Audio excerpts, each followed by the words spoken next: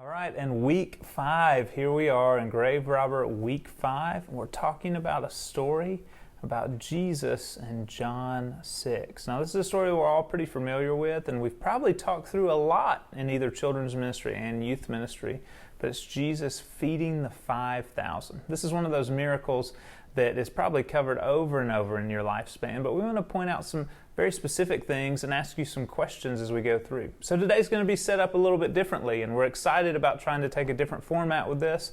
So we're going to go through questions with you as we go through this class that you'll be able to find either on Facebook or in your email, and these are going to go out to your parents the night before you actually get this video. So make sure you have those questions with you as you watch this video. So the questions are going to be, what do you do when the will of God doesn't add up? What do you do when God's logic doesn't line up with yours?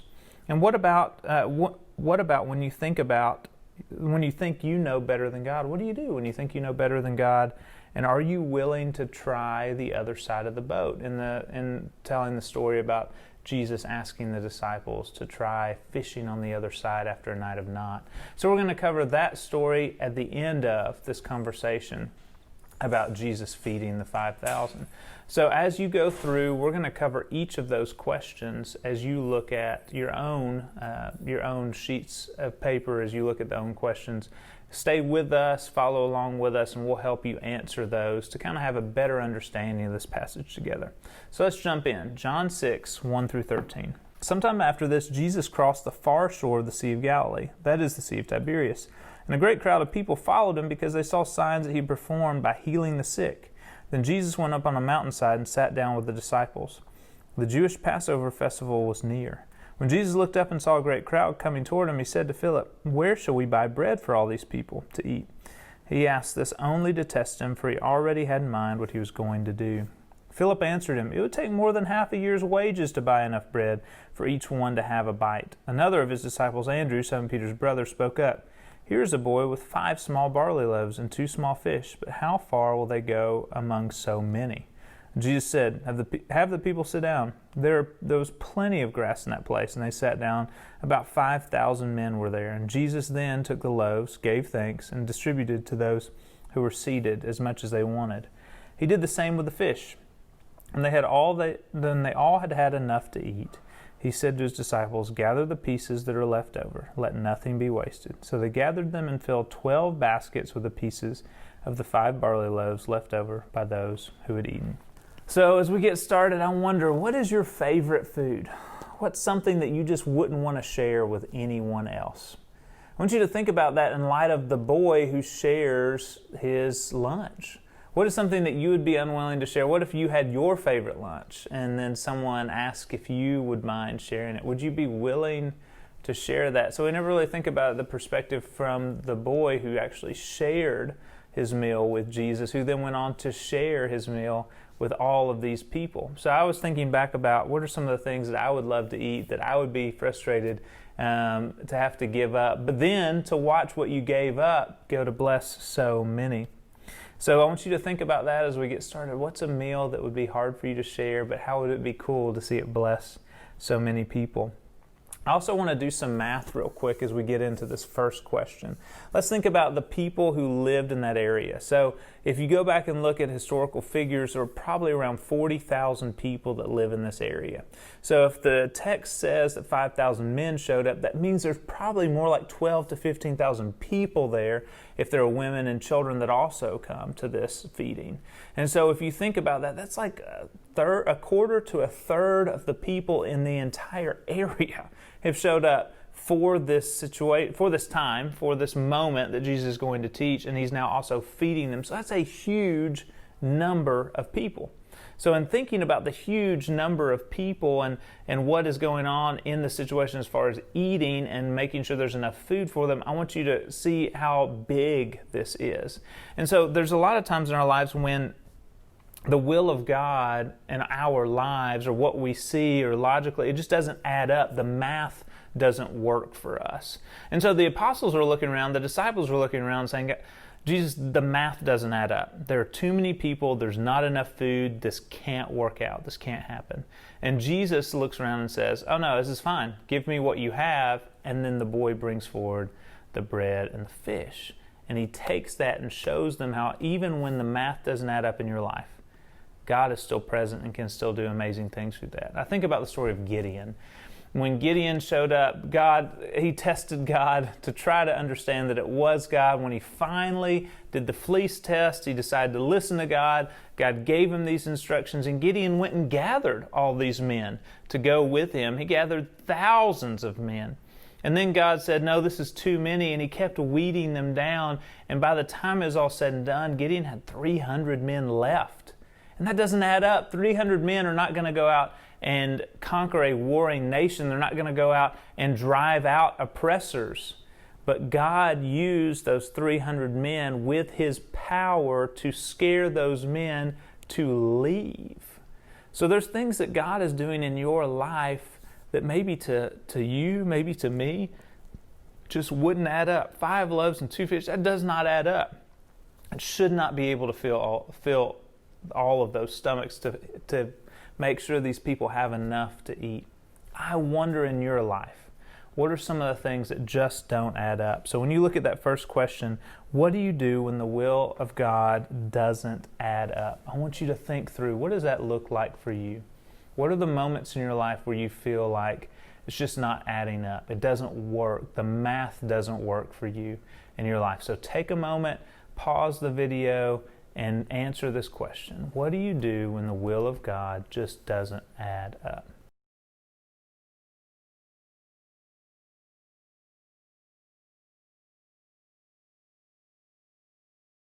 The next question we want to look at from this chapter is what to do when God's logic doesn't make sense to us, when it doesn't add up.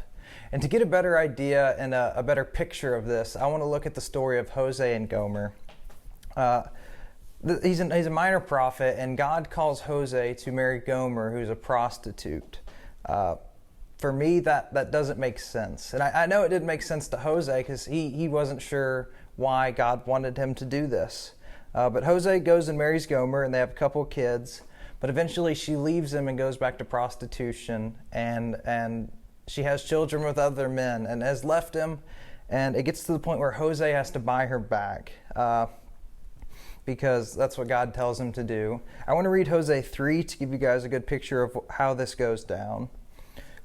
The Lord said to me, "Go show your love to your wife again. Though she is loved by another man and is an adulteress, love her as the Lord loved the Israelites. Though they turned to other gods and loved the sacred raisin cakes. So I bought her for 15 shekels of silver and about a homer and a lethek of barley. Then I told her, you are to live with me many days. You must not be a prostitute or be intimate with any man, and I will behave the same way toward you. For the Israelites will live many days without king or prince, without sacrifice or sacred stones, without ephod or household gods. Afterwards the Israelites will return and seek the Lord their God and David their king. They will come trembling to the Lord and to his blessings in the last days." So not only is Hosea asked to do something pretty radical in the first part of the story, he's asked to go buy his wife back when she leaves him. When I picture myself in this story, I don't see the logic behind it, just looking at the facts. Why would God want me to do this? Why would God want me to take this pain on myself? But the thing is, God's trying to make a point here. You see, the Israelites had forsaken him for a long time before this, and he's trying to show them that they've been Gomer in this story. The really cool thing is that the same thing applies for us today.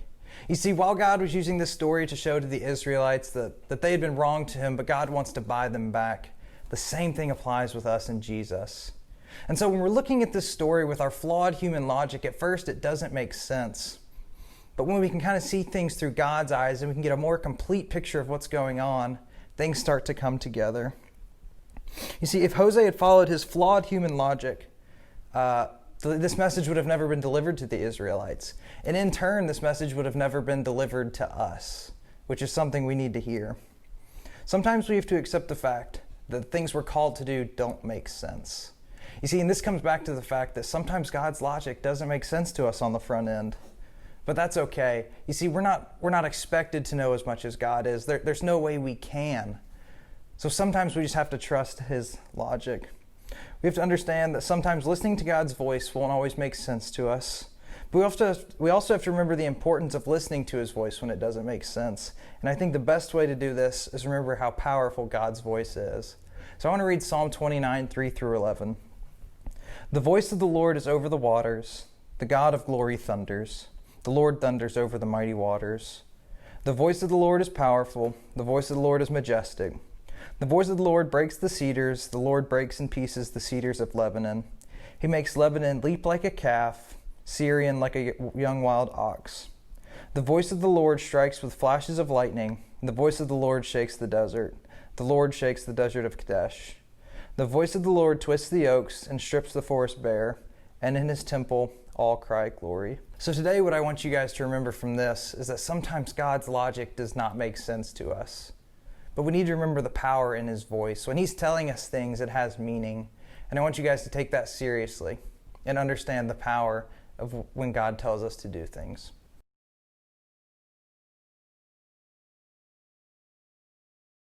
Our third question is, what about when you think you know better than God? So I want you to think about a time where you felt like you've known better than what God has planned for you, than what God has given you. So it reminds us of Jonah. When Jonah thought he understood better about what should happen in the town of Nineveh than what God did. God had asked him to go and prophesy, to correct them, to help them understand the error of their ways. And Jonah was like, no way. I'm not going to do it because I think it's better for them to receive the punishment. Even after he goes and they respond positively and they change their ways, Jonah's still upset because he wanted to see God punish the people. He felt like he knew better than God did. And so we have that same frustration sometimes. We feel like we know better than what God may know for our lives, for the lives of other people, and the judgments we make. So I want you to think through and write down, what about when you think you know better than God? What are the moments that's happened to you? How have you done that? Question 4 is, are you willing to try the other side of the boat? Now this goes back to a story that is reflective of the story of Jesus feeding the 5,000, but different. Jesus goes to the apostles, and they've been fishing all night. And he goes to them and says, hey, why don't you try the other side of the boat? Now, the other side of the boat, if we're talking about a boat in the first century that fishermen would have used in this region, is probably only about 7 feet wide. And so in trying the other side of the boat, he's only asking them to move from one side of the boat to the other, which is only 7 feet away. So if you're a fisherman and you know what it means to fish in one area in a boat, it's usually not going to help you just to go from one side of the boat to the other. You're going to need to move to a totally different spot to try again. But the apostles listen, and they do it. And just in moving that 7 feet, they go from 0 fish to 153 fish. So that's a big game changer when you're talking about just moving slightly and trusting in God to move slightly. It's the same thing with the food. There was a trust issue. They were not sure that God could do something that was out of their realm of possibility in feeding this amount of people with such a small amount of food. So the same thing happens, and this is much later. The apostles still are struggling with this understanding and idea that Jesus can do this, that Jesus can move them 7 feet and accomplish so much as bringing all those fish in the boat. So the question that we're going to end with today is, are you willing to try the other side of the boat? Are you willing to trust God with the small things so that big miracles can happen? So the 2 quotes that we want to give you from the book this week that we want you to take with you and think about is about how Jesus responds to in the situation as he is starting to feed the 5,000. So as he gets the fish and the bread, he thanks his Father for something he doesn't yet have. So he thanks his Father in blessing the food for something he doesn't even have yet, a miracle that hasn't happened. And then he thanks his Father for, like I said, something that hasn't happened yet. What are things in your life that you could thank God for that you don't have? And what are things in your life that you need to start thanking God for that haven't happened yet? How can we foresee and even prophesy the miracles that could happen in our life? And that's what we want you to think about. So go through these questions again. If you watch this video straight through and now you want to go back and work through them, do it that way. Hopefully you've taken the time to pause this and work through the questions. We've been really thankful to put these together for you, and we hope it's a big help to you as you think through this miracle.